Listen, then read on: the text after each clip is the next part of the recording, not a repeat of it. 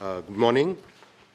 It's my pleasure to welcome you all to the first of CPR's new series on West Asia conflicts. Allow me to take a few minutes to explain some of the basic ideas behind this series. And this series is really going to be primarily a program of activities. We have not yet contemplated any research work based on this, but it might lead to something in future. The title and scope of the program is still not fixed, and I hope that it will evolve as time passes. But I think one of the central sort of ideas behind it was to actually focus on conflicts that have both a regional and a geopolitical dimension, but that in India have largely fallen in the periphery of our attention, partly because of historical factors, that relationships that were perhaps strong at one time have diminished, and partly because, let's say, our just bilateral relationship has not been as strong as many of the other areas of West Asia and the Gulf. And obviously, Iraq is one case in point, Yemen is another case in point, and we have deliberately at this stage not focused on conflicts and crises that are well known. The Palestine crisis, or for that matter, developments in the Gulf, which already receive a lot of attention. But in due course, these are not conflicts or crises that we can avoid altogether. And in any case, many of these problems are interconnected, whether it's the Kurdish problem, which covers more than one country, perhaps 4 countries and more, or it is largely the Shia-Sunni tensions that afflict the region, or even Iran, Saudi, Israel, Turkey, and other major powers, including the United States, Russia, and China, whose interplay and rivalries really have a big impact on the region. So we'll be covering all these issues, but in the first phase, what we are focusing on conflicts that have largely fallen under the shadow of our attention. And by attention, I mean media attention, think tank attention, also public attention, and perhaps even to some degree policy attention. And the whole idea is to actually sort of enlarge the circle as well as the knowledge base on the crises in these areas. The second thing that we are looking at is not to just look at the crises and the conflicts themselves as they are, but to look back a little into history, into crucial historical developments, major turns in history that perhaps still have their reverberations today. And this could go back to the founding of the caliphates, to the Shia-Sunni, the schisms that developed, as well as, perhaps the Mongol invasions and the impact of all this in the future. But along with the sort of general history that we would like to be able to settle on later, we also want to focus on our bilateral history. And a lot of this, a bilateral history which used to be in the form of trade as well as people-to-people relations, religious ties, pilgrimages in particular played a very, very important role, much neglected. We would like to be able to bring out these aspects that once again have not had much impact on our foreign policy. And we actually think that if we unearth and uncover these relationships, we might be able to draw lessons from this in terms of our foreign policy and our future relations. The third aspect that we are looking at is also, looking a little above the horizon towards the future, looking a little above the horizon in terms of the actual crises and conflicts and in terms of the future, and in particular, focusing a little away from typical civil, political, military, and security type of issues to economic issues. The economic potential of this region for India as a growing economy, and possibly the kinds of economic ties that we could look at in future. Economic ties not limited to trade. In fact, I think increasingly as we aim to have a larger role in the world, we need to also think in terms of outward investments from India.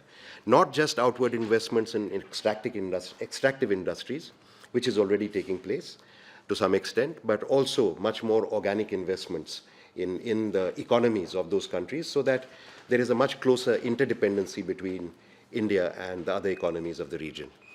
Of course, we start off this series. I think events have kind of imposed themselves.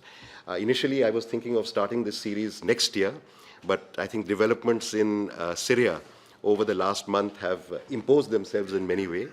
And we have drawn on, I think, some of the best in-house expertise that is available in Delhi, with particularly a wealth of experience coming from the Indian Foreign Service, going back actually several decades in the panel here. And allow me to sort of introduce the chair and the panelists for this occasion. Ambassador Bhaskar Balakrishnan, a very senior diplomat whose tenure in Syria goes back as Chargé d'Affaires sometime in the mid-80s, if I'm not wrong.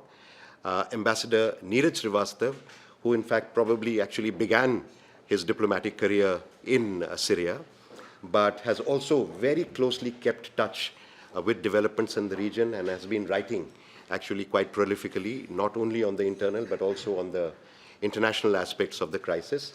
And Ambassador VP Haran, my batchmate and in fact my immediate successor in Syria, who in fact was present when the crisis began immediately after the eruption of the Arab Spring, so who has a very close ringside view onto the origins of the present phase of tensions and conflicts in the region. And in fact, this was a period when Syria preoccupied the United Nations Security Council also very closely. So guiding the discussion will be Ambassador Bhaskar Balakrishnan. And I forgot Kabir Taneja. Kabir Taneja is an expert on strategic studies, and in particular on Al-Qaeda and ISIS at the ORF. And in fact, I think his appearance here is particularly timely because he's just got a scoop just before the launch of his book, which I think is due next month, as well as, of course, for this particular event. We will have this entire Syrian question dealt with by our four panelists. But before I get started, let me also give a warm welcome to the president of the CPR, Yamini Iyer, who's joined us for this occasion, as well as another very senior colleague from the Indian Foreign Service, Ambassador B.S. Prakash. Thank you for joining us, and thank you all for being part of this roundtable this morning. I think we think of this as a start of a much longer series that we hope we can develop and deepen with outside experts, and in fact, if possible, with international experts in future. People going back, looking not only just at the conflicts themselves, but also into historical matters, not excluding areas like art and culture and music, which have actually played a big role in our interaction with the Persian and the Arabic world in the past. So very much the idea is to be able to uncover relationships that to some extent have been eclipsed in the past, even as we focus on crisis and conflicts at the moment. Ambassador Balakrishnan, if you'd like to start. First slide. Thank you very much, and thank you, Gautam, for inviting me here. And I think this is a very good and timely initiative, and I'm sure it will go from strength to strength. As interest in events in that part of the world continues and new things happen, I will spend a few minutes just on giving a background about what we are talking about. So this is Syria. Now, there are a couple of things you have to keep in mind. There's a population of about 22 million. The rainfall increases as you move to the north and to the west. And most of the fertile areas are in green, and these are the areas where the bulk of the population lives, the west of the Orontes River, and of course along the Euphrates. The rest in white is basically a large desert. Of course, there are mineral resources, oil and gas and phosphates, but the bulk of the population lives in these green zones. So this is one fact which will help you to understand the background. And it is very diverse population. It has people of speaking different languages, different religions, and so on. The human resource is high quality. In fact, the social development indicators as of 2011 were pretty good. Infant mortality rate was down to 15, compared with 50 plus that we have, and life expectancy was also pretty good. And so they have a high standard of education and health. It's a rich country in terms of human resources. Go to the next slide. Yeah, unfortunately, now we are talking about humans here. That's the core of the whole problem is the human beings. Out of about 22 million population, which was growing at a healthy rate of 1.8%, 2011, almost half the population is either internally or externally displaced.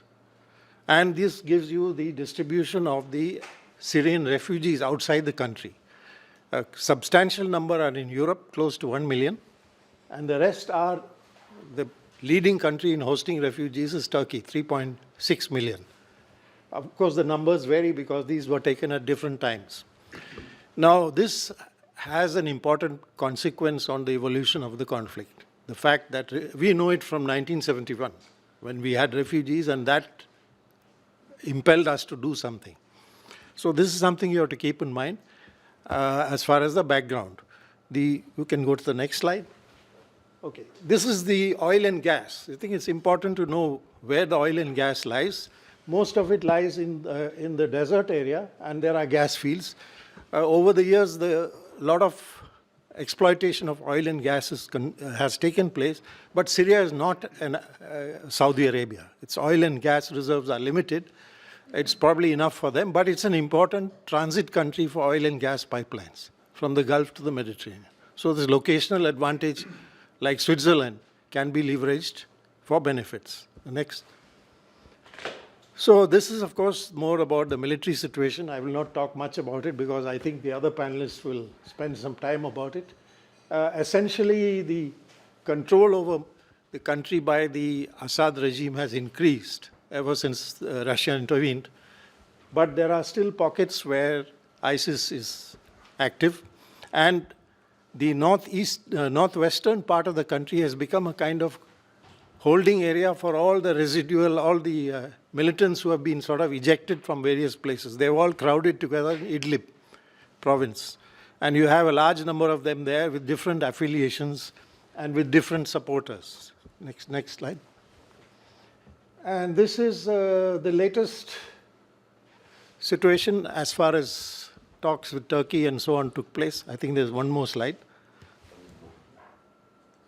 Okay, so this I won't talk much about this because I think the other panelists are going to deal with it. We can discuss it later in the question session. So now that's all I have to say by way of background. I think you are in for a very interesting presentation by my two esteemed panelists who have a rich knowledge of this whole subject. Three panelists, sorry. And I'll pass on the mic to Ambassador Haran.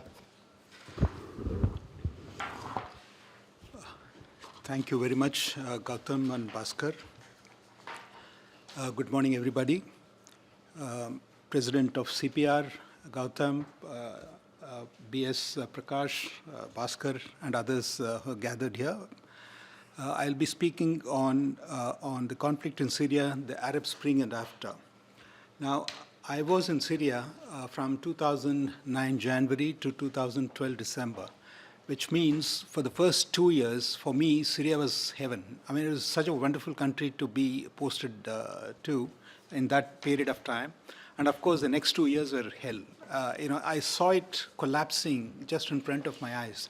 Every day I pass by, I take the highway to my office, you will see something happening on either side or something. I mean, it was totally unnecessary. It was entirely due to external intervention that Syria collapsed.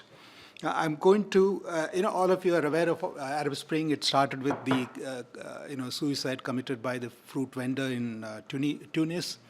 Now, Tunis regime collapsed in 15 days, Egypt in perhaps 3 weeks, and of course, Libya also collapsed, within about 6 weeks or so, though Gaddafi ran away and had to be hunted down in a few months after that. But, the situation in these countries were quite different from what it was in Syria.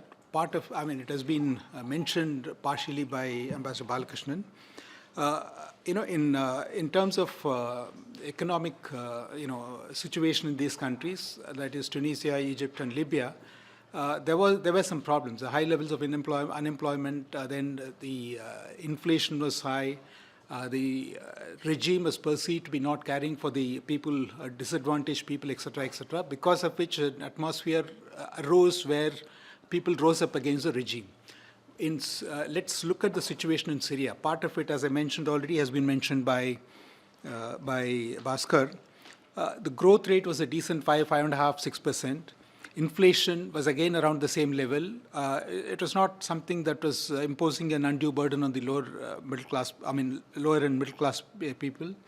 Unemployment was low, not because Syria was able to provide jobs, but because being Arabs, they can easily enter Gulf, where they found jobs readily. And foreign debt. This is again a masterstroke by the senior Assad, Hafiz al-Assad. He did not borrow from international, other countries or international organizations. The total foreign debt at the time of March 2011 was around 14%. More than 90% of it owed to Russia, which kept on repeatedly writing off those debts as and when they became due. With the result, there was no external debt to be paid by Syria. The reason why Hafiz al-Assad refused to take money from outside was that he thought that then he will become politically indebted to those countries which lend him money, or institutions that lend him money, and through them, the people who operate who are behind those institutions. That's a very wise move which came in good stead in 2011. Now, let's look at the political and social realities of this one. First, I would like to mention is about Assad's popularity. Now, everyone says Assad is a butcher and he should be, etc., etc. But let's look at the 2011 situation. He was having the support of 90% of the people. And this is not an assessment by an enthusiastic individual, but even the Western diplomats posted there acknowledged that, yes, he is massively popular here. Second, in May last week, that's about 2.5, the trouble started there in March, on 18th March 2011. Towards end May, I met the American ambassador, Robert Ford, in a social gathering. I asked him, what are you planning? What's up your sleeve for this? And at that time, the situation was not clear. He said, tell me, Ambassador, what do I do with a person who enjoys 80% support of the people? Now, this was in May, this one 2.5 months after, towards the end May, 2.5 months after the trouble started. In December that year, that is full 10 months after the trouble started, the German ambassador was making a farewell call on me, and he asked me what I thought was the support enjoyed now by Assad. I told him maybe about 45 to 50%. He said, no, it's 60 plus. This is after so much killings and so much violence had already happened in Syria. So Assad's popularity, of course, I'll come to it later why, is something that was not factored in by any of the outsiders who decided to intervene. The second is political opposition. Now, there was virtually no political opposition in Syria at that time, for the simple reason that the political setup was so structured by the Baath party that nobody else was able, no other political formation could flourish. There were a few odd people, mainly co-opted by the regime, etc. Now, after the whole thing started, the Western, rather, let me not say Western, outside agencies tried to locate some political forces that could be propped up. They zeroed on one person whom everybody went and met, and of course I waited for a month, and after Delhi's approval, I went and met him. To my astonishment, the gentleman said, if I contest an election, I asked him, what is his plan? He said, if I contest an election, I'll get one vote. That is my own. My wife also will not vote for me. This is this is the level of opposition, and this is the person whom the West thought could be propped up. Another person I ran into, I asked him, who is the major political party? They said, no, this group is good. They have some cadres, they have leaders. I said, in an election, how many votes will they get? He said 6,000. Now, 6,000 out of a voter population of 15 million, you can imagine they won't even get deposit in case they have any such thing there in Syria. So that was the level of political opposition at that time, and even the strenuous efforts of Western embassies to prop up X, Y, and Z did not bear any fruit. Society as a whole, societal discards, yes, they were, but they were manageable. They were kept under wraps. It was only after 2011 I came to know that there were so many illegal things happening in society, but the government turned a blind eye to these illegal happenings, but clearly prescribed red lines to each of these groups. He said, yes, we know you're doing it, but don't go beyond that. If we go beyond that, then we'll have to crack down on you. So they kept themselves up to, they didn't exceed the red line, so they were safe. This is what I would like to call live and let live approach. It is a practical approach in a society like Syria. Sectarian composition, again referred to by Bhaskar, this is something very important to note. Everybody says Syria is a Sunni country, and ruled by a minority Alawite. Now, how can that happen? And they coolly forget that Bahrain, 65-70% of the population is Shiite, ruled by a Sunni ruler. That did not count for them, but here they made a big issue of it. But you need to break down this population into sectarian, rather we need to look at the sectarian composition. Admittedly, the Sunnis account for 70% of the population.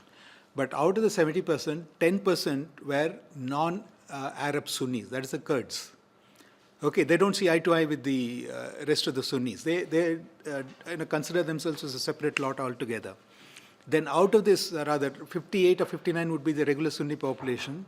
Out of that, another 15 or 16% would be Bedouins, who again, these are, people who, you can say tribals, move from place to place, etc. Now, they also do not get along with the other Sunnis. Effectively, it was about 44-45%, which is quite substantial, I agree. Now, what about the remaining 30%? 10% Alawites, 10% Christians, and 10% assorted communities like Turkomans, Assyrians, Sweda, who is it? Druze. So, Ismailis, all this put together is 10%. So, if anybody thinks that Sunnis are a homogeneous lot, Sunnis work together, it's wrong. Not in Syria. It may happen elsewhere, but not in Syria. Now, it is because, this situation, both economic and political in Syria in 2011 needs to be distinguished from the situation in other Arab countries which experienced mass uprising and where the regime change took place within a very short time. I remember, March 18th, trouble started in Syria. Of course, for 4 or 5 weeks before that, they were announcing that something will be done, etc., etc. But when people, some people assembled in the main square where they announced that some uprising will take place, you won't believe the number of participants was less than the number of diplomats who had assembled there to see what was going to happen. So it was, they. Maybe because of fear of the, what could happen to them. I'm not denying that, but the fact is it didn't gather any steam. Unfortunately, the regime gave them an opportunity in Dara when some 15 school children were picked up for writing some graffiti against Assad and regime. And this was not known to the central leadership. It was a local thing which was done, and of course they kept them in prison and maybe not treated them well. So this is what led to the uprising on 18th of March that year, where about 3,000-4,000 people, 3,000-4,000 by Indian standards may look nothing, but it's a very huge number as far as Syria was concerned, particularly in that period. And then, so that happened on a Friday, the 18th. Now, there were 3 main demands of the agitators. One is emergency should be revoked. Second is, of course, release of children. Third is, there is a law which requires people who are selling land along the border within a radius of 10 kilometers to seek central government approval before they sell the land, which means effectively intelligence agencies' approval, which was creating too many problems. They wanted the law to be repealed.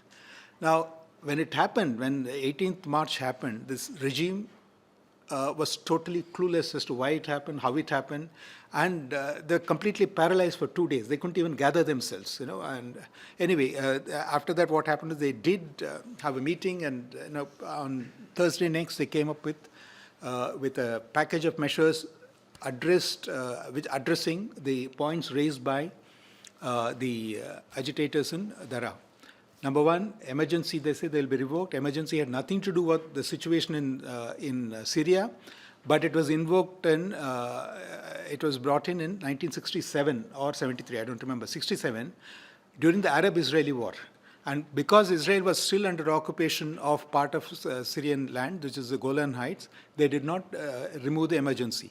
They said emergency was imposed by parliament, so we had to go through the process of lifting the emergency. We will do it. children were released, and the third was about the land law, land transfer law. Now, this has a background which I'm sure one of the other panelists will handle, but I'll just mention in brief. This rule about transfer of land within 10 kilometers from the border was actually aimed at the Kurds, who were buying up land all along the northern border, with the aim of creating a corridor right from northeast up to Mediterranean, so that as and when they get their homeland, they will have a passage to sea. This is their idea. Now, the Syrian government got wind of it, I don't know, maybe 20 years before that or something, and put a ban on, didn't put a ban, but said you'll have to take our approval before you buy land. But despite that, Kurds have bought quite a bit of land along that, but it's not a contiguous sort of stretch. So the government addressed, in my view, most of the prime demands of the thing. But what happened? The next day, there was a similar uprising in Latakia. Rest of the place was quiet. Then following week in Duma, etc., it spread from week to week. Then on the 14th of April of 2011, there was massive, of course, aided by the external media, saying that Syria is going to rise up against Assad.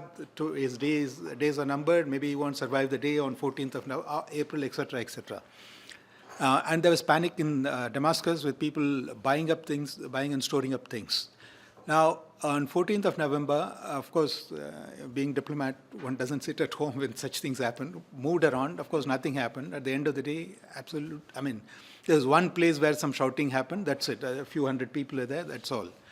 I did report to Delhi after after I returned home, saying that if external forces do not intervene in Syria, please take it that the uprising in Syria is over. But I also added that external forces will not stop. They didn't. 4 days later, one group of people raided 2 army posts, 2 security posts on the road from Damascus to Jordan, and killed all the people. Now, this was, one read about it in the newspaper, some big bits and pieces of it, how many people killed, about 6 people, 8 people, etc. And just said they raided and they killed. Now this government has taken action to, stabilize the situation. Unfortunately, I made the mistake of going on that road 2 days later. Then but surprisingly, I didn't find any extra security deployment or anything. It is as though it was a normal situation. I had a visitor, I had taken them to Sweda, and what is that big stadium? Anyway, we went there, and we did, and of course, chatted up to local people, etc. There I got a sense that something more serious had happened than just raiding and killing these people. Of course, the Syrian government was tight-lipped on it, but later, the American ambassador, surprisingly, again at a social gathering, he pulled me aside and said, this was done by Al-Qaeda in Iraq, which subsequently became IS. Now, Al-Qaeda, because they have the trademark way of killing by chopping the head of the people, and he said he was DCM in Baghdad before he became ambassador to Damascus. He said, I have no doubt at all it is AQI, and I have also checked up with the Iraqi ambassador who also said the same thing. And so since he mentioned Iraqi ambassador, I thought I should check up directly with him. I went to him, presented myself, and even before I could start anything, he came out and said, oh, I don't know why these people had to do it. We had the best of relations with this one, and now they're trying to create problems, etc. I don't know how we are going to handle it, etc. And he was also very clear, it was Al-Qaeda in Iraq. So from around this one, but I have evidence to suggest, all this came a bit later, that the Al-Qaeda was involved even the very first week. They were the people who did something in Latakia on 25th of March in Latakia. And they were raided by external forces like Qatar and Turkey, etc., etc. But anyway, we'll come to that. Now, why if Assad was so popular domestically or didn't face any serious problem, this one, and also he had, why did he get into trouble? Now, here you need to look at the foreign policy of Assad. Now, Syria is generally considered pro-Russia. But during Assad's time, he had slowly come out of the orbit of Russia and was moving towards the west. In my time and in Muko's time, I think John Kerry, who subsequently became Secretary of State, visited that place 5 times or so. Then every 3 months there used to be a group of senators visiting Damascus for talks with Assad, etc. So his relations with the US were not that bad as they were made out to be. But one should not forget that Syria was accused of helping Iraqi opposition when the American troops are present there. Okay, they say that terrorists came from there, weapons came from here, etc. But it could well happen because it's an unmanned border in most stretches. I don't know to what extent it is correct. The second is pro-Palestinian, anti-Israel policy, for the simple reason that his part of his country was occupied by Israel, which did not go down well with some sections in the US setup.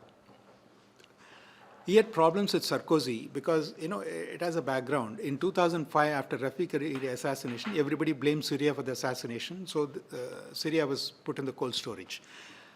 EU was supposed to sign an agreement on association agreement with Mediterranean countries. They signed with all others, but left out Syria because of the so-called involvement in the assassination of Rafiq Hariri. Now, Sarkozy, I think, knew that it was not Syria, because of which he tried to make up. In 2008, July, he invited him to be the chief guest at the Bastille Day celebrations, 14th July. Which is an astonishing thing for him to do, considering that Syria was mothballed by the others. But anyway, he went ahead and did it. Then he worked overtime to get Syria into the association agreement. Now, Syria backed out in the last minute. That's how they look at it, but there is a background to it which not many people are aware. What happened was some of the countries like Nordic countries and Netherlands asked for a clause in the agreement which would mean automatic collapse of the agreement in case there are human rights violations in Syria. This was not acceptable to Syria, so they said, no, we can't accept it. Now, Sarkozy, he held talks with the Dutch, who were the main people behind it. I believe the Israeli lobby was behind it. I didn't know about it. They said, no, this is a minimum we require. Then what happened was, I think something was worked out informally among them, saying that if that happens, EU will unilaterally abrogate the agreement. Okay, this is fine. No, this was done behind closed doors. Not many people are aware. But unfortunately, somebody in the Dutch setup had leaked this information to the Israeli lobby, which promptly put it out in the media, and which the Syrians got to know about. If you're going to deal with us like that, we are not interested in it. Okay, so they refused to go for signing the agreement, though the EU had fixed up a date for signing the agreement. So that is his problem with Sarkozy and France.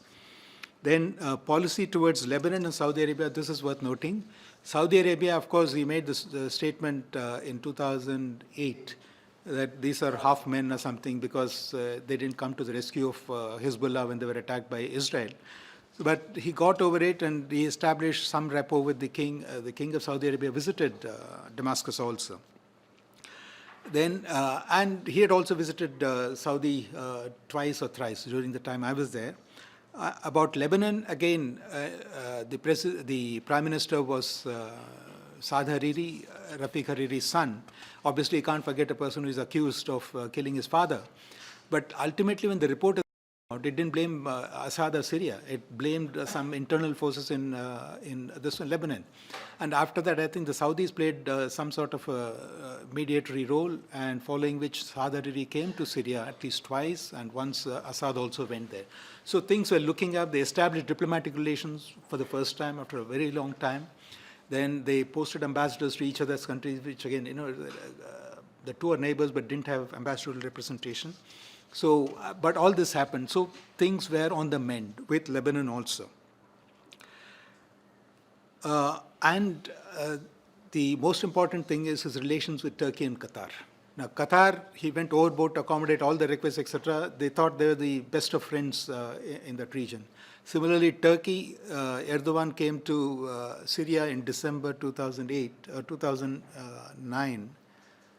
sorry, I'm mixing up the year, 2008, or, no, 2008 you were there, 2009, signed 52 agreements, MOUs, etc., which I'm sure is a record by perhaps worthy of mention in Guinness Book of Records or something.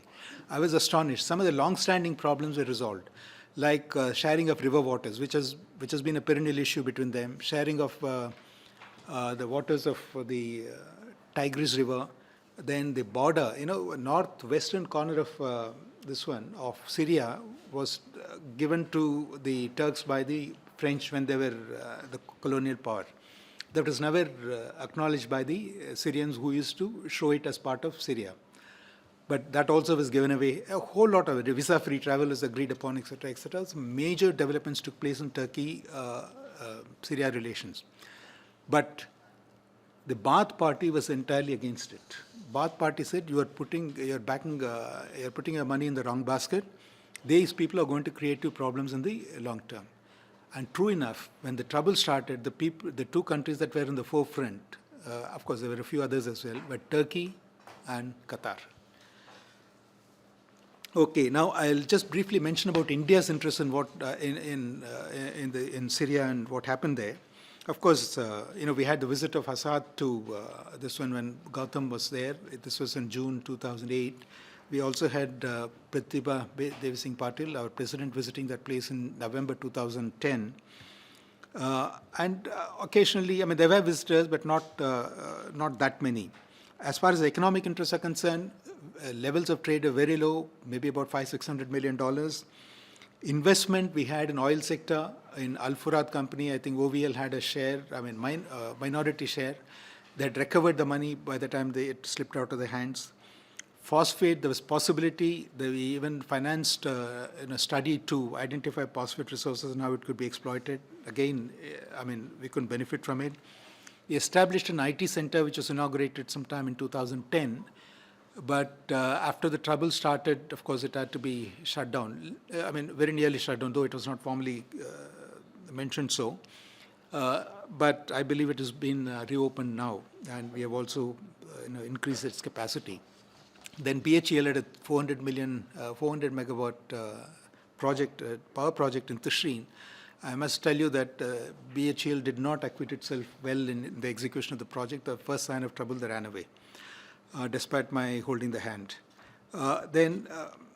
But what happens in Syria is important to us for two reasons. One is it will not stay confined to Syria. It will spread to the Gulf. And if it spreads to the Gulf, and we have economic interests, enormous economic interests in the Gulf. So to that extent, we're interested in what is happening in Syria.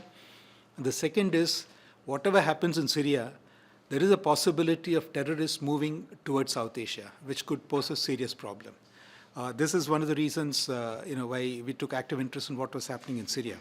Now, we were members, non-permanent members of UN Security Council in 2011-12, when the Syrian when the Syrian uprising took place.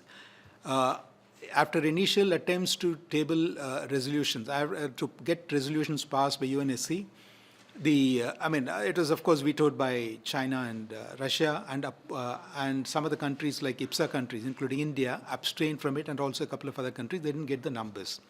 So finally, they issued a president's statement sometime in August or something. And that was issued when India was holding the presidency, and Ambassador Hardeep Puri, I think, used his enormous diplomatic skills to get the statement through. But in February 2012, we changed our approach. Instead of abstaining, we started voting for the resolutions.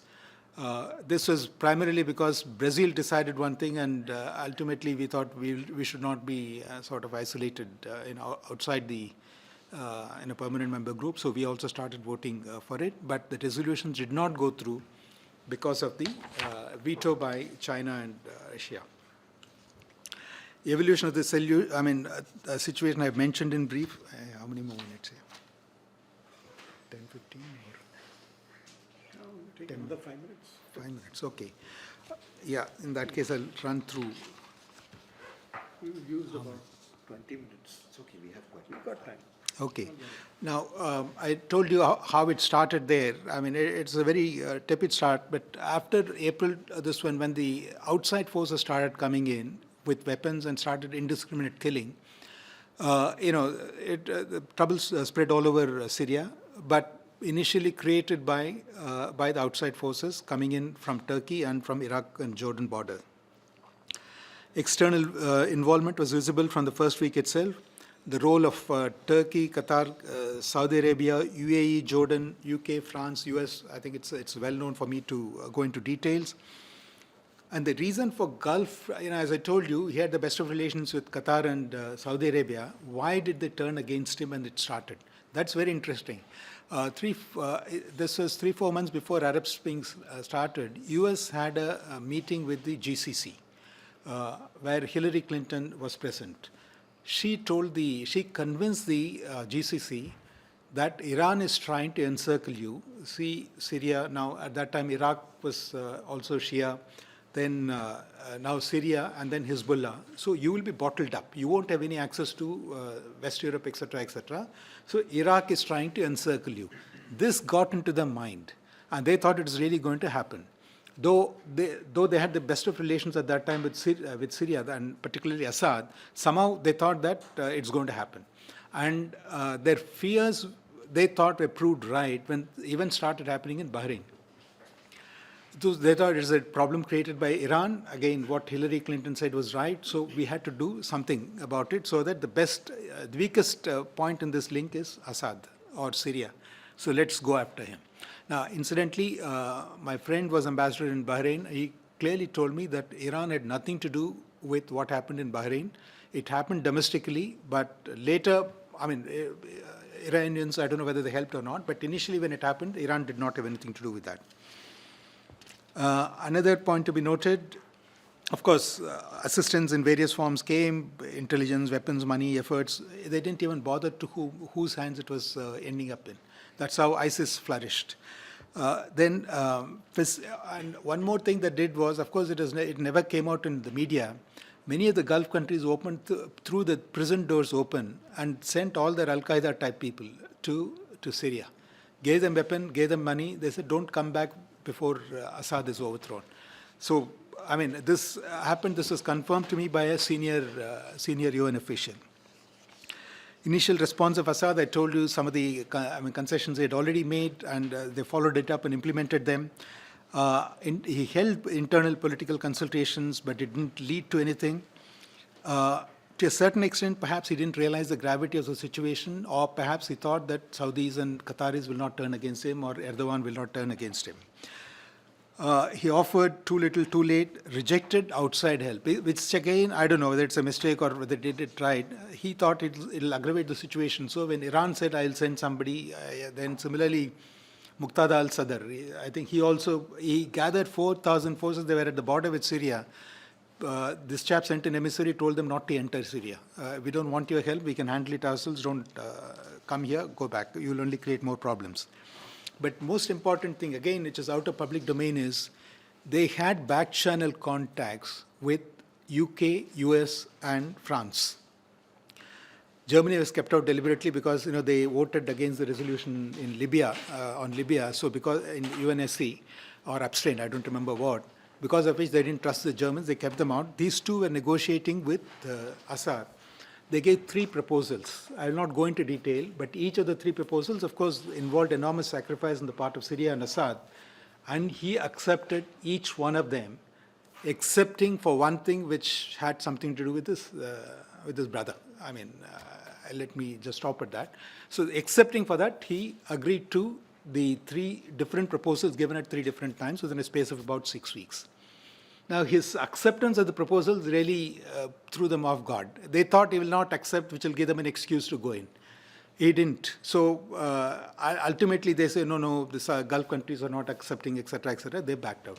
Otherwise, if they had gone ahead with that, I think they would have achieved their purpose, and Syria wouldn't have seen so much violence. But unfortunately, this consultation, this discussion with them, back-channel contacts with them, is not in public domain. Initially, the approach of Russia, China, and Iran, they were also, they didn't have they didn't know what's going to happen there, and they thought Assad was safe, but they also thought perhaps he should make some political concessions to the opposition so that it doesn't get out of hand. They did not involve themselves fully for about 5-6 months. After that only they started involving. Again, I'll skip the details. About the peace efforts. Situation in Idlib, I think, will be covered by somebody else. I'll leave it. Peace efforts, first was Arab League mission. They sent General Dabi, who thought he's in their pocket, but unfortunately General Dabi gave a report which is neutral and which reflected the ground realities, which means the opposition is equally responsible for violence. They trashed his report and despite that took the matter to UNSC. UNSC appointed a joint, envoy, that is Arab League UN envoy, Kofi Annan. He tried his best in 2012, came up with a 6-point program which didn't get anywhere. And of course, the mission did not have either the resources or a proper mandate, so he could not proceed much. In between, Martin Ahtisaari, the Finnish former president, he held talks with UNSC permanent members and claimed that Russia has agreed to sort of getting rid of Assad, but in an elegant way, provided support opposition stops. Now, he took it to US, France, and UK.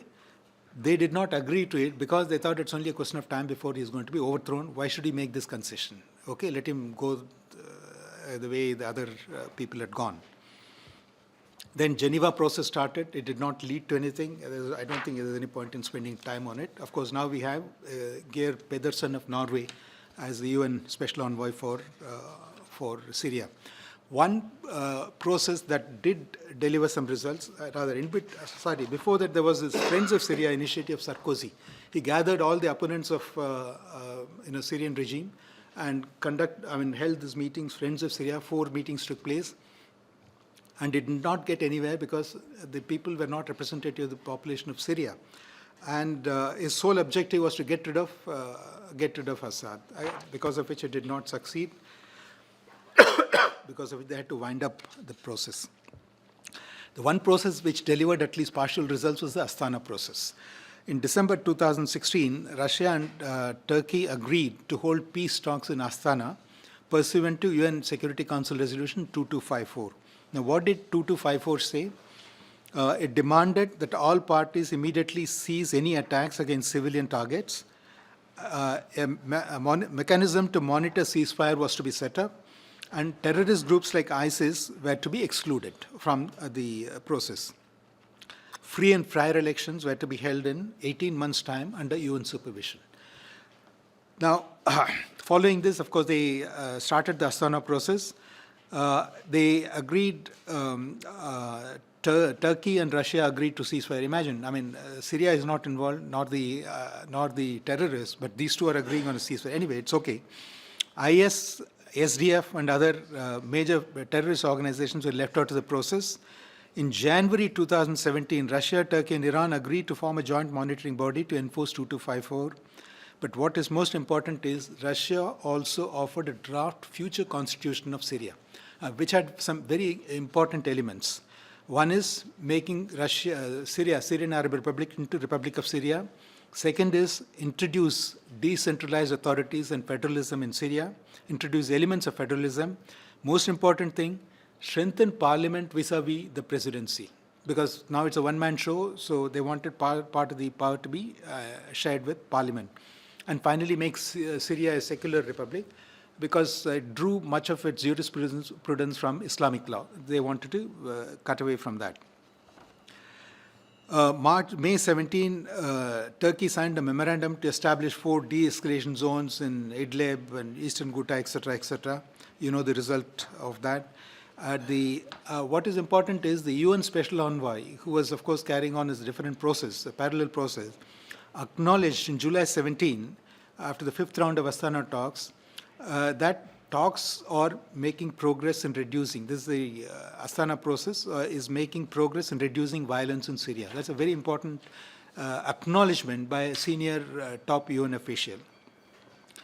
Syrian National Dialogue Congress was held in Sochi. 1,500 delegates participated. Again, listless, progress. Sochi breakthrough in September 18, where Russia officially conceded to Turkey that they can establish a 15-kilometer buffer zone, demilitarized zone, not buffer zone, demilitarized zone inside Idlib. Okay, this they went ahead and did it, and of course they were to ensure the withdrawal of weapons from this area. They had to take out the terrorists, etc., which Turkey could not implement or did not have the willingness to implement, because of which it did not take effect fully. But Russia had conceded Turkey's legitimate interests, and they allowed them to be present there. And Turkey also established observation posts in this area.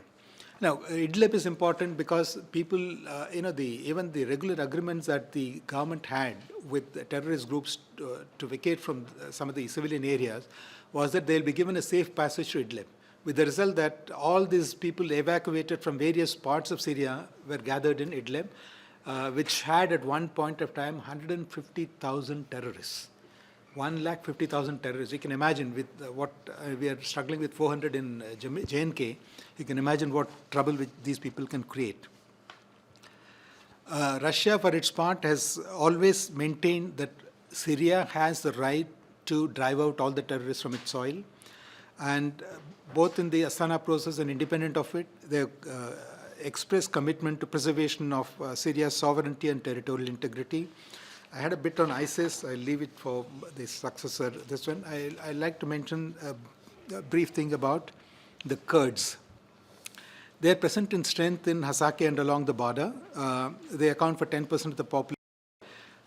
They joined up. What happened was when the trouble started and so a sudden influx of terrorists took place, Syria could not handle the situation. What they did was say, this is in our corner, and there's a lot of ground to be covered to reach that place, and these are desert areas. They gave them some weapons. They said, no, you take care of yourself. And withdrew all their forces. This is a big mistake that Assad made. Anyway, it happened. And the Kurds were left to themselves, and they had serious problem with ISIS. What helped them was the US came in and co-opted them in their fight against ISIS because, number one, they were good fighters. Number two, they had the knowledge of geography completely. So they joined up. Unfortunately, of course, after making use of them, they ditched them. Now, the Kurds have claimed to have lost about 11,000 people in the last 5 years against US casualties of less than 100. Less than 100 and only 16 in operations inside Syria. The rest were non-operation casualties, but basically the Kurds are used as cannon fodder. Last, Israel. Initially, Israel was neutral. It considered Assad as a better bet than the opposition or the terrorists. But after Iranian involvement came in and expanded, they started supporting the terrorists also, apart from the opposition. They also were responsible for the killing of head of Center for Scientific Research in August 18. This was carried out nominally by the terrorist groups, but with linkage to Israel. Quickly on present situation, US is present in Al Tanaf area, through which the road from Iraq to this place passes, Damascus, because that's the route through which Iran used to send supplies to Hezbollah in Lebanon. I think it is because of pressure from Israel, US is maintaining that post in Al Tanaf. And of course, they have strong intelligence presence. Turkey's presence in Idlib, I mentioned. Political process had not made much headway. Terrorists are present in thousands in Syria, pose a serious security challenge, not only to Syria, but to the entire region. And economy is in doldrums. Oil revenue not accessible, weapons floating around. Refugees and internally displaced persons account for roughly about 50% of the population, including 3.6 million refugees in Turkey. And finally, the reconstruction. I don't know when it's going to start, but it will take perhaps 2-3 decades for them to come back to normal, and it will require vast economic resources. I don't know where they will get from. Thank you very much. I hope I have given you a good understanding of what happened in Syria.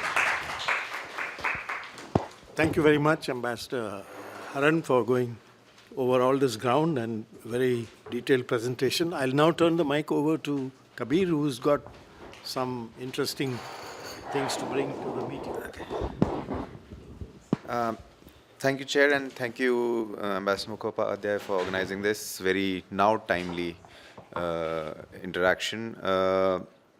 Ambassador Haran has covered a large scope of what transpired in Syria over the past couple of years. So I'm going to pretty much concentrate briefly on the happenings of over the past weekend and what led to that point. So of course, the Islamic State, how it turned out or how it got set up officially in 2014 as Islamic State, moving away from just the moniker of ISIS, and what AQI was before, which again Ambassador Harun mentioned, and how it affected the Syrian theater in general.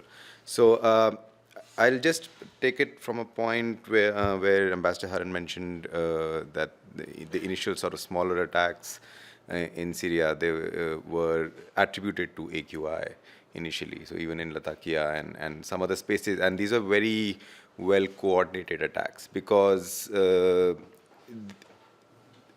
Al-Qaeda in Iraq at that point of time was very aware of what's happening in Syria and what's happening in the region in general. The ISIS, the AQI ideologue at that point of time was this person called Zarqawi, who is still seen as a bigger ideologue for the larger framework of the Islamic State, the group, than al-Baghdadi himself. This was the point when Al-Qaeda Central, so when Osama bin Laden was still alive and active in Afghanistan, were actively looking for a figurehead in Iraq. They were seeing an opportunity present itself in the form of political vacuums and so on and so forth, and they wanted someone. So they wanted someone to take over, to set up Al-Qaeda properly in Iraq. And Zarqawi at that point of time was someone who was coming up. So he was a name that was visible in Iraq's terror theater, and there were serious reservations both with Al-Qaeda Central, Osama bin Laden, and Zarqawi working together with each other.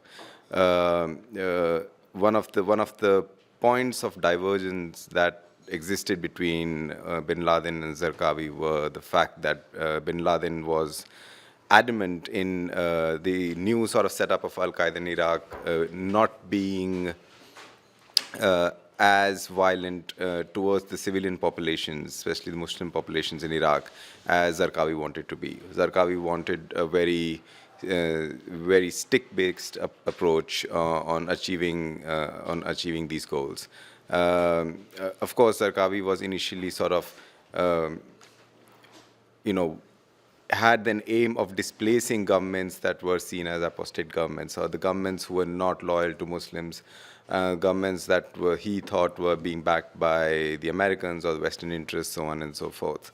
And initially, Zarqawi's main aim was to dislodge the monarchy in Jordan. That was his sort of approach towards the entire thing. And Iraq just gave him sort of relatively safer place to orchestrate this. But even when AQI was being formed, which was the process of its formation was fastened as the Arab Spring took place. There were political vacuums that they could insert themselves in.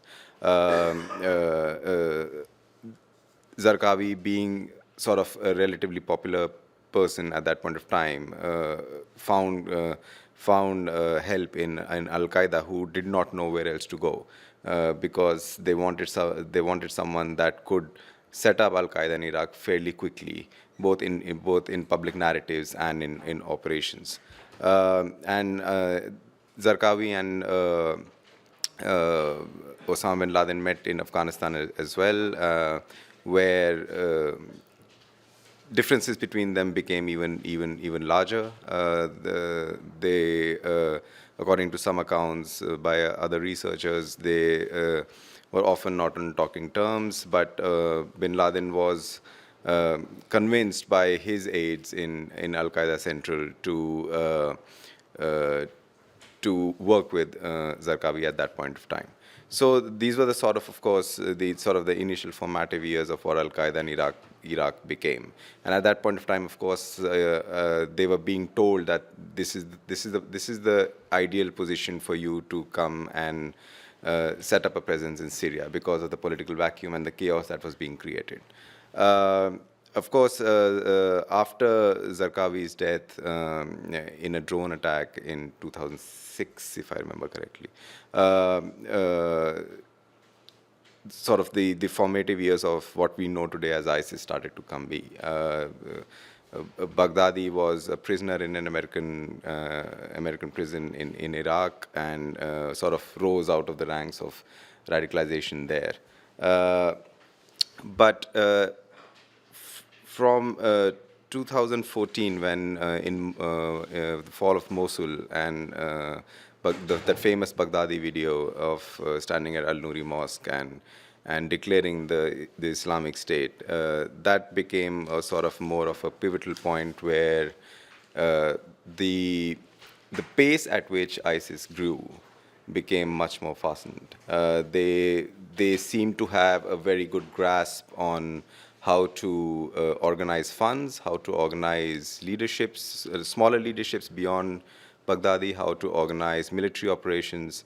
And of course, one thing that they did which relatively changed the game of both terrorism and counterterrorism is how to weaponize narratives online, is using the internet to create a shock and awe kind of situation where these well-produced, I mean, of course, they were propaganda videos, but they were also videos that they knew would garner eyeballs and attention, sort of passing through any other group that may be operating in the region.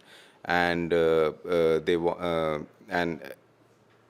the power of the internet, you didn't even need mainstream media. You could beam these videos in every living room on the planet without having to pay much for it.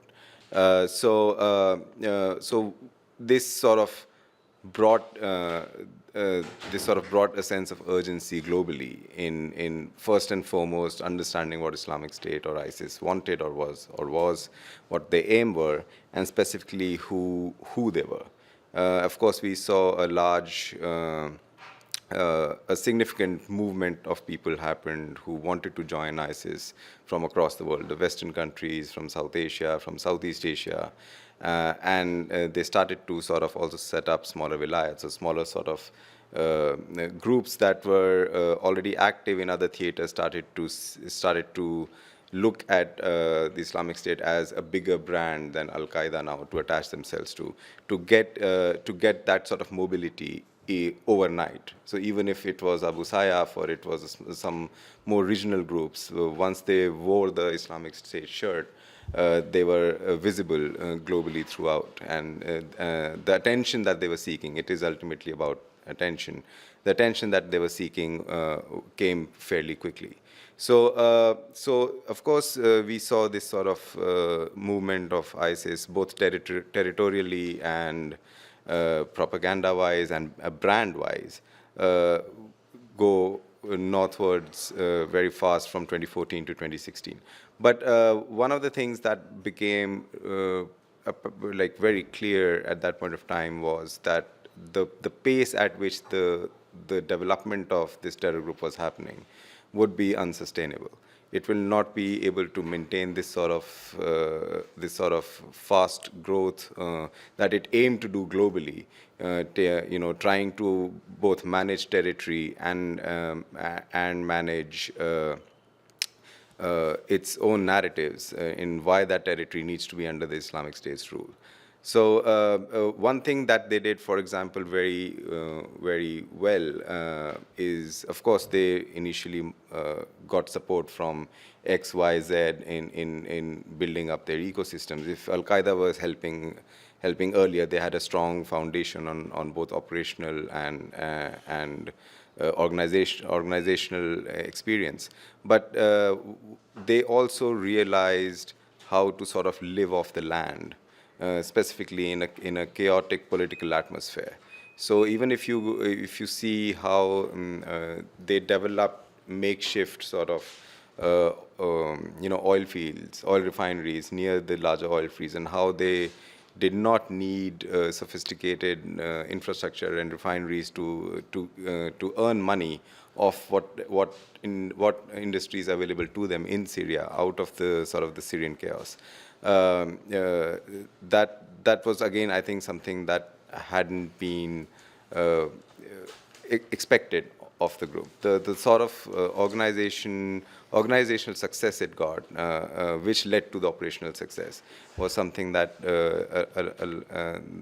most of people working in this field were blindsided. So, of course, as I said, so from 2014 to 2016 is where we saw this sort of, rapid movement of both territory with Mosul, Tikrit, and then moving into Syria was a very conscious decision. It wasn't that they just saw that there is going to be a sort of governmental collapse or a societal collapse. At that point of time, they started sending out these smaller sort of teams to conduct attacks, to sort of get their people placed in these political vacuums that were turning up. And which was the initial attacks, like Ambassador Haran mentioned, that started cropping up in Syria. But of course, we know how it played out beyond that. They held large swathes of territory, by some estimates as big as Britain at a point of time, geographically at least.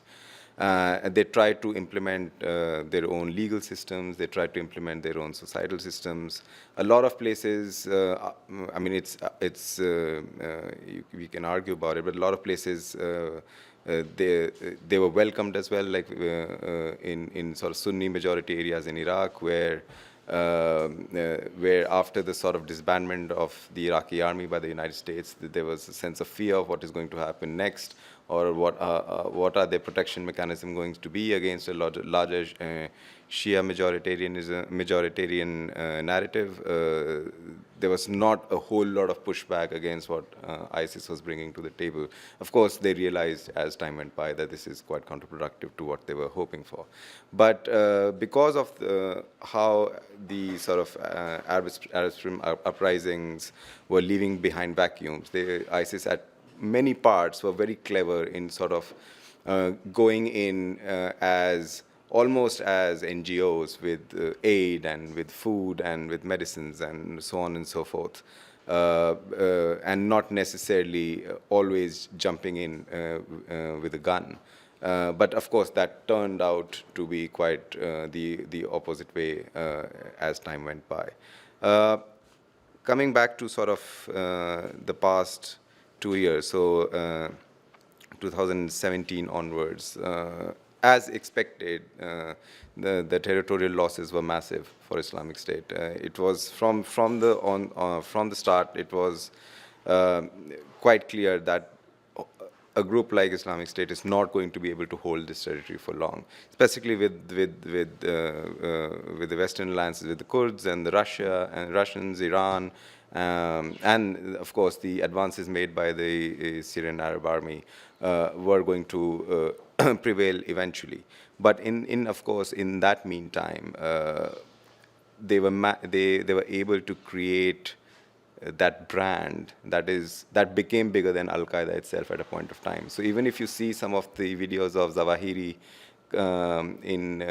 being released when ISIS was at its peak, you could see a sense of sort of, that even Zawahiri would be stepping back in trying to defend ISIS in any platform, on any way, even if it would have made sense for Al-Qaeda to do so.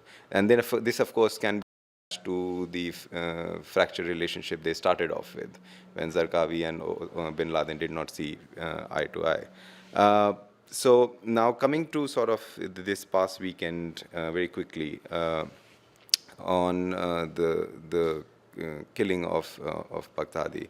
As I think everyone was very, this was bound to happen. This was not specifically with the loss of territory, shrinking spaces in where you cannot hide safely in ISIS pockets. So you have to make compromises with other people, other groups, leaders of other fractured groups.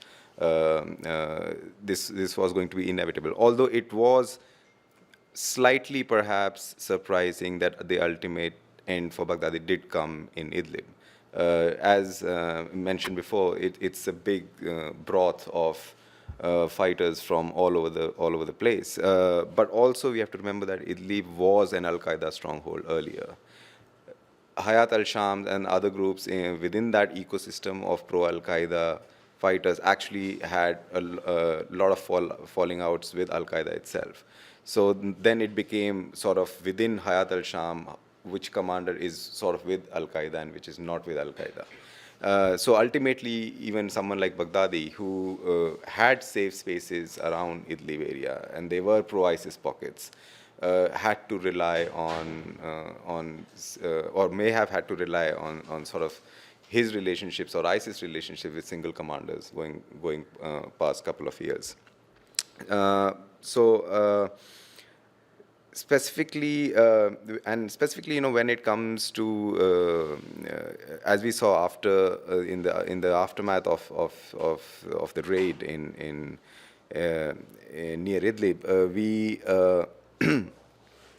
there was a dash to take claim of whose intelligence ultimately led to this. The Americans, of course, said it was mostly us. We told the Turks and the Russians that we are going to do this, but we had been following it for a long time. SDF, as President Trump said, did provide some inputs that were helpful. So he didn't give a very sort of clear claim on what happened. But if you see some of the pro-SDF accounts on Twitter over the past 48 hours, they're giving a very detailed sort of outlook of how he was tailed by the SDF over the past couple of months, especially since the summer. But also, I think it's very important to remember the SDF is often sort of globally branded as a Kurdish entity, but almost 40% of the SDF's sort of cadre are Arabs. So it's not just a sort of a Kurdish thing. So that is actually something that ISIS did. It provided itself as a singularity point where even the other groups, the other Islamist groups or the other jihadist groups wanted to defeat ISIS first before coming back to their demands from the region or their requirements of the region. So once, of course, now I mean, we don't know what the next step is going to be. There are already some names that are being floating around of who the replacement for Baghdadi could be. The Americans also managed to target his main spokesperson, Muhajir, who was also reportedly killed just a couple of hours after him. So those are the only two, I think, main public names. Baghdadi was the face, Muhajir was also face, but his real identity, I don't think, was known. Sorry. From ISIS who were publicly visible, but now both of them are not there. So then now we are coming to the point where the hierarchical structures of the Islamic State itself are being questioned, because we don't know what the bench strength is and how deep does it go beyond Baghdadi, or who's supposed to be the third or the fourth or the fifth or the sixth in the lineage of the Islamic State. There are a lot of course, studies and theories of names, even names of who these people could be. I think in a recent interview, the Defense Secretary of the U.S. said we have about 6-7 names of Islamic State leaders who we could see as coming up as the next leaders of ISIS. But as part of the raid in Idlib, I think they've also managed to arrest 2 or 3 people from that raid, which will give much more intelligence on who this possible 5, 6, 7, 8 in the ISIS hierarchy is going to be. So I'll just quickly end on saying that it's, the American sort of, mostly the US president's narrative has been that, the Islamic State is finished. Now, what does that mean? Groups such as Islamic State or Al-Qaeda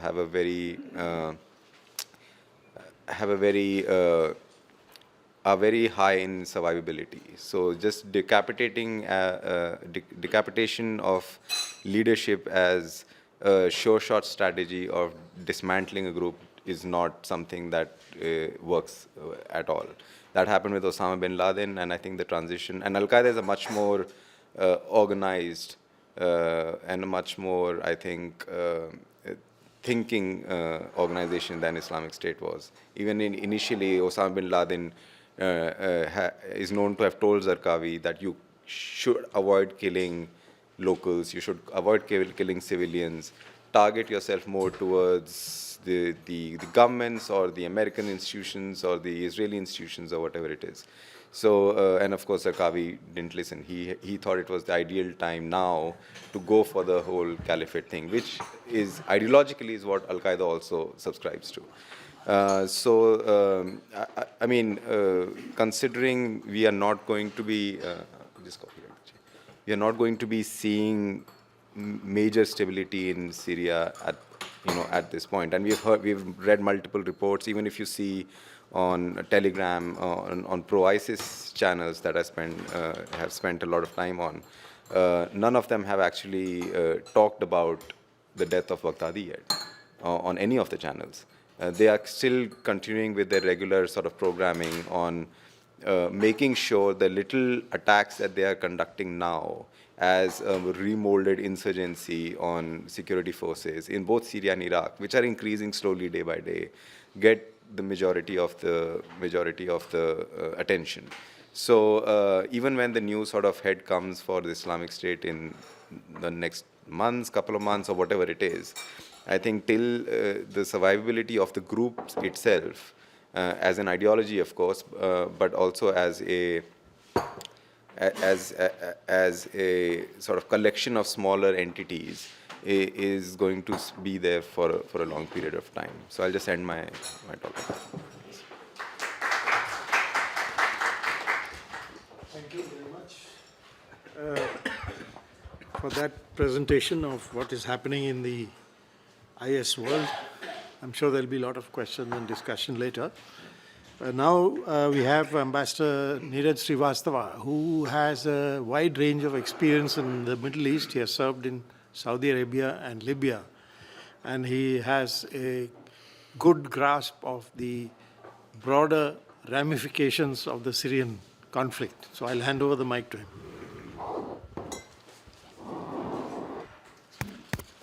Thank you, Ambassador Balakrishnan.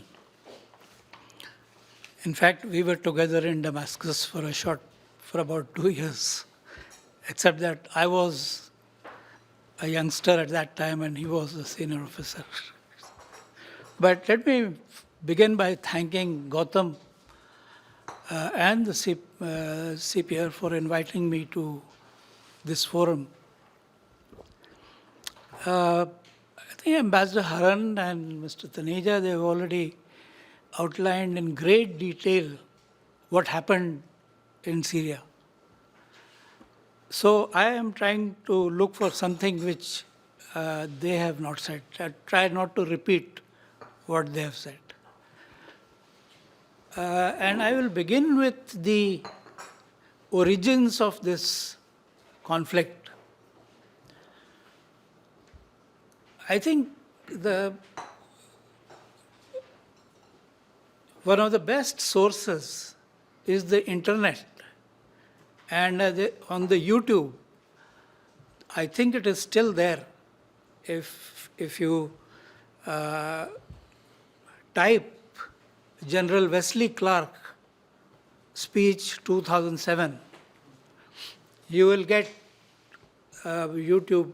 You'll get the speech of General Wesley Clark, who was the Supreme Commander of NATO and a one-time presidential hopeful also. And he speaks with great candor. And that is why every time I look for his speech, I do with a sense of trepidation, because I don't know whether that video is still there or not. So please see it as soon as you can, if you are interested. And he says that after 9/11, a few weeks after 9/11, he visited the Pentagon to say hello to his former colleagues. He met Rumsfeld, and then he was walking down the corridors and he was accosted by an officer who had known him for, that, "Sir, please come, I want to show you something." So he said, "What?" So he said, "Please come." He went to his room and he showed him a classified memorandum which said that the United States had decided to effect regime change in 6 or 7 countries, which included Iraq, Iran, Libya, Syria, Yemen, Sudan, etc., etc. This is 2001. It is the view of many scholars that the US desire to get rid of Assad, who was not in the Western camp, it goes back even further, that for a long time, the United States has been trying to find an opportunity to get rid of Assad and install a puppet government there, pro-Western, because it's an extremely strategic and important area. If you see the borders of that country, Iraq, Lebanon, Turkey. So they were just waiting for an excuse, and that excuse was provided by the Arab Spring, so-called Arab Spring, which actually I call it the Arab winter, not the spring. Having served in also three Arab countries, Syria, Saudi Arabia, and Libya, I've seen what it has done to various countries. So the so-called Arab Spring was seen by the United States and its allies in the West as well as in the Gulf for different reasons, to get rid of Assad. And when this Arab Spring happened, soon after it happened, in December of 2010 in Tunis, in March, barely 3 months later, we see demonstrations breaking out. I am not saying that all of these demonstrations did not have a grievance or did not have a cause. They did.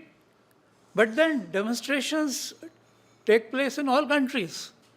I mean, we have seen in France recently the Orange Vest demonstrations, which, if anything, have been much, much bigger and wider than anything which ever happened in Syria. But has anybody, to my knowledge, nobody has requested that Macron should be removed from there. But in this case, they saw it as an opportunity, and what they did was that they infiltrated these peaceful demonstrations.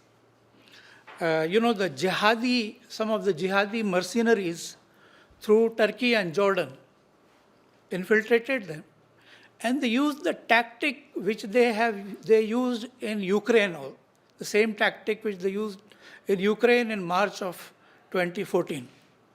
And that tactic was, they are shooting at both the demonstrators as well as the Syrian army or police, both. So that you kill, a certain number of demonstrators should be killed. So that then, the guardians of human rights all over the world can start yelling that, look, we need some intervention. These are innocent people being killed. So this model of intervention was used in Syria in 2011. And everything else that you hear about it, I don't pay much attention. I have followed this conflict very closely since 2011, and I have written extensively about it in the Indian press. So this was the excuse, Arab Spring. And the objective was regime change. Get rid of Assad, install your puppet. Anything short of that, not acceptable. Now, the funding of this particular whole operation was done by the Gulf countries. Mainly Saudi Arabia and Qatar. The training was provided by the Western countries in training camps in Turkey. And the weapons were bought from, the funds which were given by these people. And all kinds of mercenaries from all over the world, including places like Chechnya, Uyghurs, everybody was over a period of time smuggled into Syria to get rid of Assad. There is also another economic angle which we should not ignore, and that angle was it is called the war of pipelines. And it is, it is about Iranian and Qatari gas, which should be transported through pipelines to Europe. And Assad did not play the game. I mean, Assad did not agree to what the Qataris and their Western backers were saying. And that is also cited as one of the reasons, but the main reason was regime change. The main route of infiltration was Turkey, as I said. And unfortunately, sometime in August of that year, Gaddafi was murdered. Libya was destroyed by, that is a separate story, and I think you should have a separate seminar on that. But it is an important story which is not yet told because people have forgotten about Libya. Gaddafi was killed. Among other reasons, Sarkozy was very keen that he should be killed because Sarkozy had taken millions of euros for his re-election campaign, and he did not want the rest of the world to know that he had taken money from Gaddafi. So you see France leading from the front in the UN Security Council, elsewhere also for a vote. It was not a vote for bombing Libya, but they went ahead anyway and bombed that place and murdered Gaddafi. That day the war was over, Libya is destroyed. A lot of the Libyan arms were funneled into Syria through Turkey. The journalist Seymour Hersh, he calls it the rat line. It was smuggled, and Gaddafi had a very large arsenal of arms. It was funneled, those were funneled here. He also had a lot of gold, 143 tons of gold, the whereabouts of which are not known. That was with the Libyan Central Bank. Now, also there are people who think this idea of Libyan dinar, gold dinar, and was responsible. Anyway, I don't want to digress into Libya. But there are connections between Libya and Syria, and I wanted to highlight that connection. I don't intend to speak on Libya.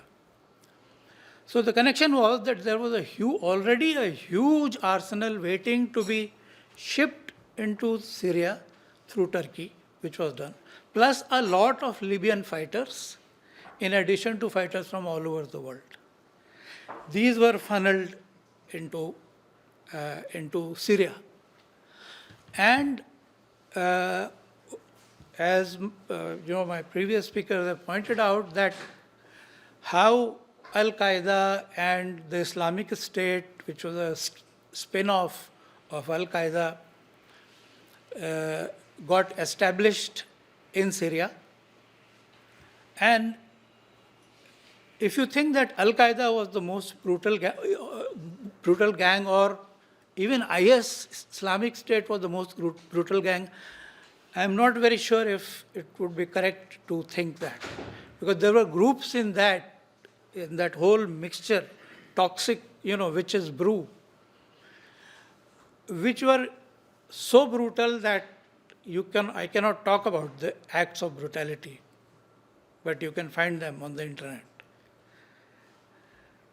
And so at its peak, there were literally thousands of jihadi groups in Syria, which wanted to topple Bashar al-Assad's government.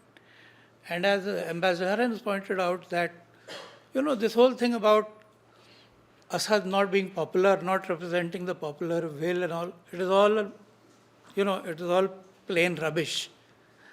And this was evident even during the last Syrian parliamentary elections, which were, I think, held in 2013 or 14, I don't remember clearly. But in that, it is the Baath party, Assad's party, got a very large number of seats in that. So his popularity is not in question. Whereas from the Western side, the demand always was in Geneva, one track of peace negotiations which was going on in Geneva. The Western demand was that, first demand was that Assad should go. Then we'll talk about other things. So that was obviously not acceptable. But unfortunately,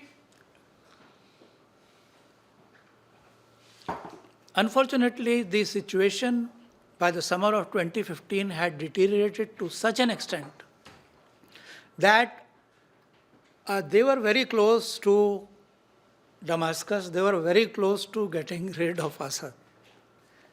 And that's when he turned to Russia, asked for help, and Russia responded immediately, and not because of any charity, not because of any charitable reasons, but because Syria was the soft underbelly of Russia. Russia knew that the next target will be Iran, and the next will be Moscow, if it is not stopped here, because there were a lot of Chechen groups also amongst those people who were fighting there. And that is the reason Iran came in also, because Iran knew that it will be the next target. So you had, in addition to the brunt of the fighting on the land, of course, was done by the Syrian Arab army, but they were helped by Hezbollah and by the Iranian Revolutionary Guards. And the crucial difference was made by the Russian Air Force. They came with a very small contingent of aircraft set up near Tartus, where they had a base for a long time, but that had been more or less moribund. But they set up there. And then they started bombing. First of all, they started with the oil pipelines, which the Islamic State was using to earn money from Syria's oil, smuggling it into Turkey and selling it in the international market. And what the Americans had been saying in propaganda, that we are fighting the ISIS, it was nothing like that. If they were actually fighting the ISIS, nobody could see much difference on the ground. The difference on the ground could only be noticed after the Russians came in. Because in a very short period of time, they literally destroyed Islamic State. They destroyed their assets, their factories, the smuggling of oil, everything. And they provided the space for these land forces to move. Now this particular combination remains active to this day. This is the division of labor basically in Syria even till now. Because the war is not yet over, I'll come to that. The Russians are still there. They have, they have augmented, they have learnt a great deal from their experience in Syria and made changes, tweaked their force strength. Not only that, they have also, by the way, this provided some training in real life situation to show, this provided an opportunity in a real life situation to show some of their weapons capabilities, which the West had no idea of since the collapse of Soviet Union in 1991. And therefore, for one example I'll just give you, that to hit one of the terrorist targets, which their air force could have done in Syria itself, they used one of their ships in the Caspian Sea, fired cruise missiles from there and hit targets in Syria with pinpoint accuracy. The West couldn't figure out, what is happening here. So they have acquired, they acquired some real life training and capabilities in this. Now, what's the situation? Another thing I'll like to say is the battle of narratives. If you just only read the New York Times and similar publications, I'm sorry you are going to get misled. So my advice would be not to waste your time on that. Go on the internet. There are many very good sites from where you can get actual information almost in real time. I get my information from there. So you will see that battle of narratives. You must have heard of something called white helmets, being set up. It's a big relief organization, tom-tommed by the West in Syria. In fact, Netflix made a film on it also, documentary, which actually went on to win an Oscar. The whole organization was fabricated from start. It was a propaganda tool. It was not carrying out any relief work in Syria. It was set up by the the American intelligence, Western people intelligence, to provide a narrative to the rest of the world that, look, this is what we are doing. We are saving these. You must have seen the face of that small boy, after that bombing of Aleppo. So all this was white helmets going there. Somehow they had the knack of always reaching the right place at the right time with the right cameras. So that on CNN you will find that this has happened, white helmets are there, they are doing all this. Again, don't waste your time on that. It's a propaganda war, and which is still going on. It's not yet over. After 8.5 years, and after close to 500,000 people dead, after close to half of the Syrian population being displaced, including 5 to 6 million refugees who are outside Syria. This is the current state of affairs. Turkey was in it right from the beginning. Erdogan saw himself as a modern-day Ottoman Sultan. He still wants to grab more Syrian territory in the northeast, where his forces started attacking Syria some time back, and in Idlib. He's already gobbled up Iskandarun, Alexandria, which the French awarded to him, but he was on lookout for that. And his calculation, he is the biggest loser of this whole war, because he has lost everything, and Turkey has been destabilized internally in a very significant way during these 8.5 years. Because when you play with fire, you're going to burn your hands. And he was playing with terrorists, so you had explosions in Istanbul. I mean, earlier there was no terrorism problem in Turkey, but with this, you had explosions in Istanbul, you have terrorism problem in Turkey. So those were Turkey's motivations. Saudis saw Assad close to Iran, so he was untouchable for them. And the West, I have already told you what were their motives. And Israel, we should not forget Israel. They have, behind the scenes, they have played a very well-documented role in this whole war near the Golan Heights by providing medical help to many of these terrorists of these jihadi groups injured in the area. They provided medical help.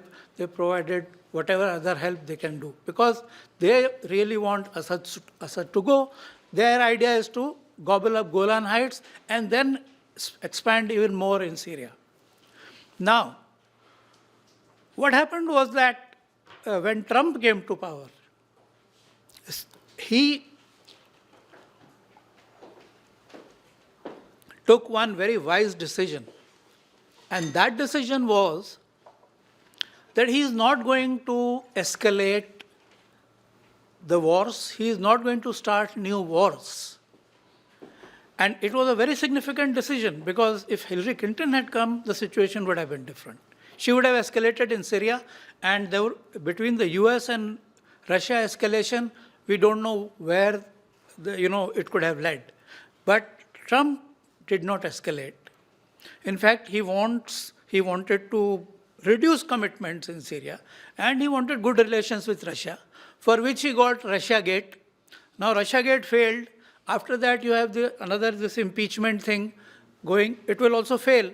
But his generals, the one thing I want to point out, having done a posting in Washington D.C. also, is that there is now a deep state in the United States. It is the national security state, which has all the three-letter agencies headed by the CIA, by the National Security Agency, FBI, others. They have taken the law into their own hands, and Pentagon. They don't even carry out the instructions which Trump gives them. So Trump is saying, when this this latest thing which Kabir told you, it started on October 9. Turkey's invasion of northeastern Syria. The pretext being that we want to, we want to remove the Kurds from there, who can call for a separate state of their own. When this started, at American instigation, and Trump said we are withdrawing our troops, and he left the STF to fend for itself. Well, the security deep state in Washington decided that we are not coming out of Syria.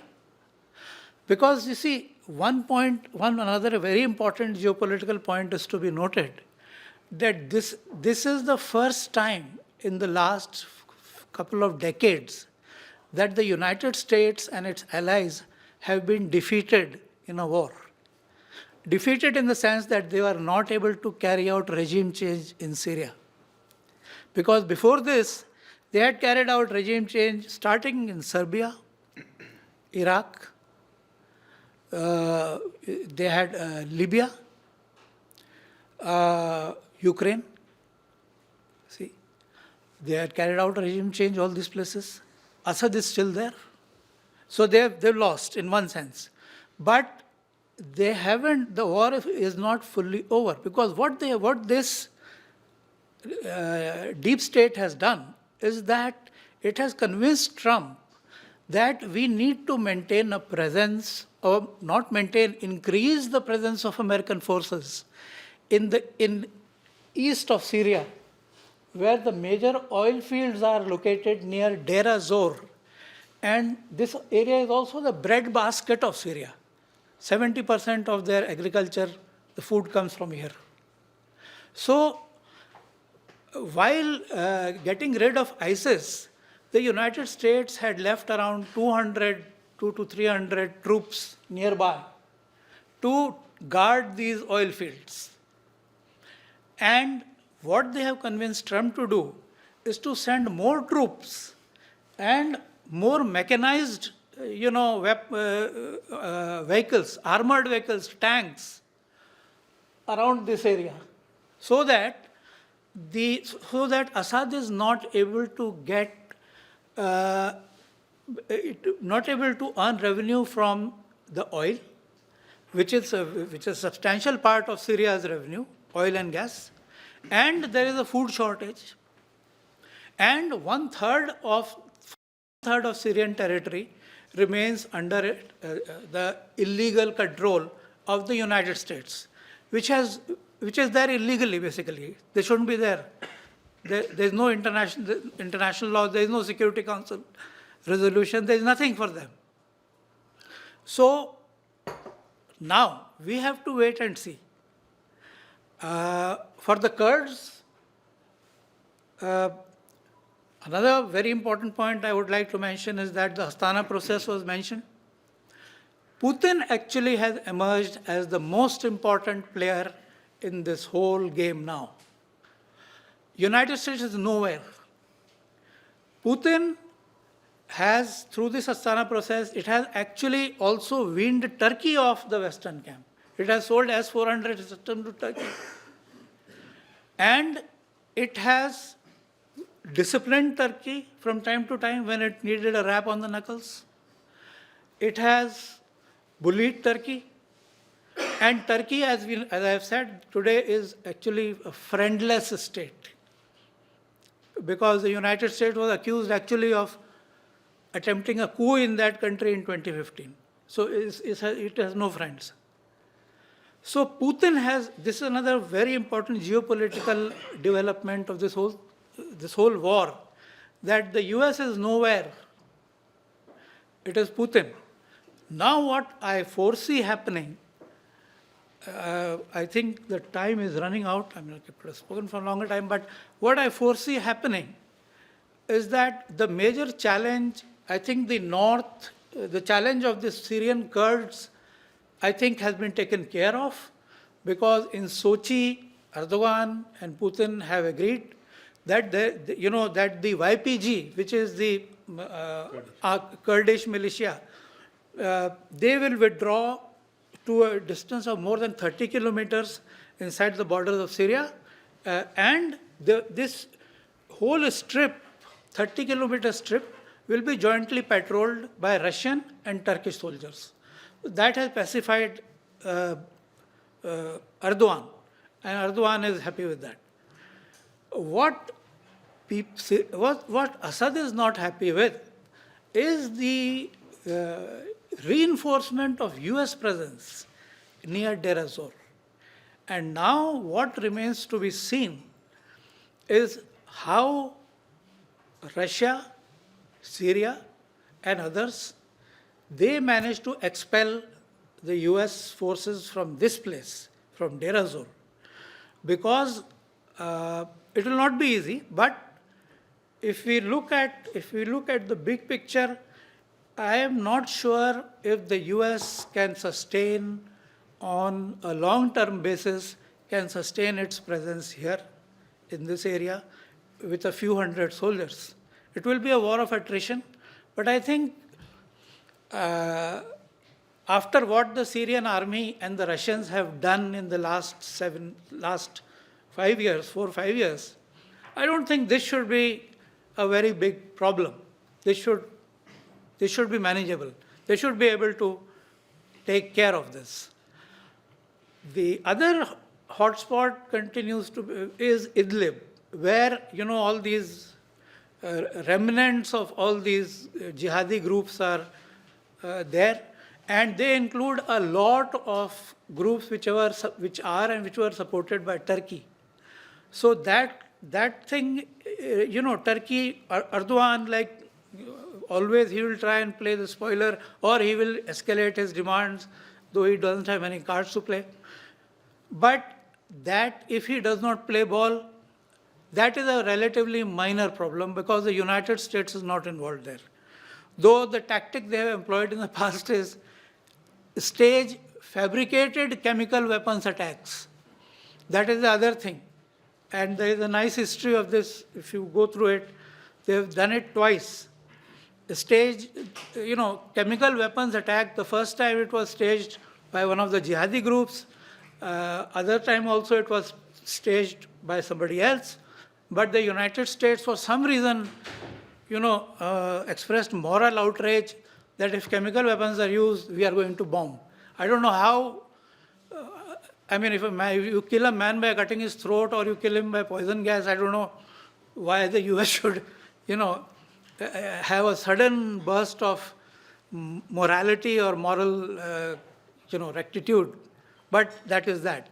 And they blamed it wrongly on Assad, and also launched some missiles, many of which were shot down by Assad's forces. So they've nowhere that also.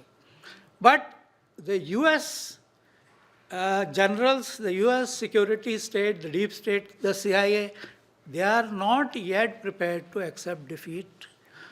They will create a nuisance in Deir ez-Zor, near the oil fields, and we will have to wait and see how they are kicked out of there and how much time that takes. Thank you.